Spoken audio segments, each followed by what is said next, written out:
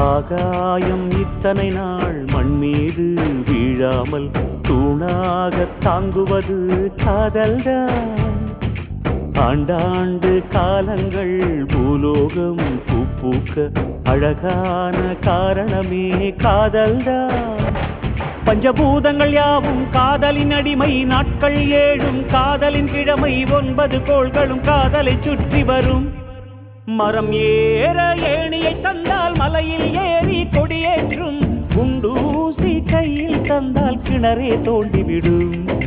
வெறுங்கல்லை வைரக்கல்லாய் காதல் பார்வை மாற்றிவிடும், வெந்நீரில் விட்டால் கூட காதல் மீன் நீந்தும்.